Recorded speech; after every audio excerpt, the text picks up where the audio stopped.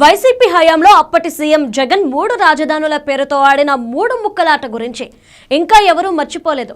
అంతలోనే మరో 3 ముక్కలాటకు తెరలేపినట్లు కనిపిస్తోంది. అప్పుడు అధికార వికేంద్రీకరణ పేరుతో గేమ్స్ ఆడారు. ఇప్పుడు పోయిన అధికారం దక్కించుకోవడానికి కొత్త గేమ్ స్టార్ట్ చేస్తున్నారనే వాదన వినిపిస్తోంది.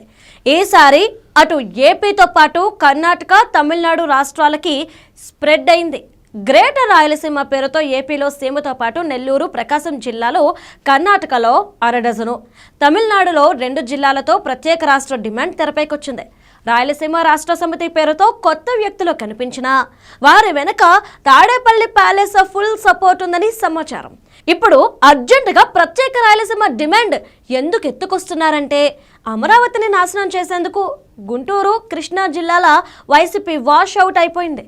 పవన్ కళ్యాణ్ జనసేన దెబ్బకు గోదావరి, ఉత్తరాంధ్ర జిల్లాలో ఫ్యాన్ పార్టీ ఫ్యూచర్ ఏంటో తెలియని పరిస్థితుల్లో ఉంది. ఎన్ని ప్రయత్నాలు చేసినా టీడీపీ, జనసేన బంధాన్ని విడదీయడం కష్టమని వైసీపీ పెద్దలకు క్లారిటీ వచ్చినట్లుంది. ఇలాంటి సిచ్యువేషన్లో గెలవలేని యుద్ధం చేయడం కంటే తమకు పట్టున్న సీమ జిల్లాల నుంచి విభజన రాజకీయం ప్రారంభించినట్లు కనిపిస్తోంది. తెలంగాణ ఉద్యమం తరహాలో ప్రత్యేక రాయలసీమ ఉద్యమం సక్సెస్ అయితే వైసీపీకి అంతకంటే కావాల్సిందేమీ ఉండదు.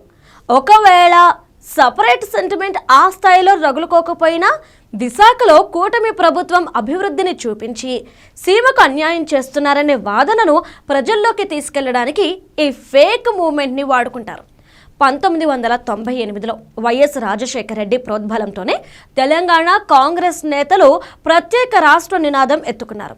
తర్వాత ఆ ఉద్యమాన్ని కేసీఆర్ హైజాక్ చేసి వైఎస్ఆర్ కాంగ్రెస్ పార్టీకి దాని అధినేత జగన్కు తెలంగాణలో అడుగుపెట్టే ఛాన్స్ కూడా ఇవ్వలేదనేది అందరికీ తెలుసు.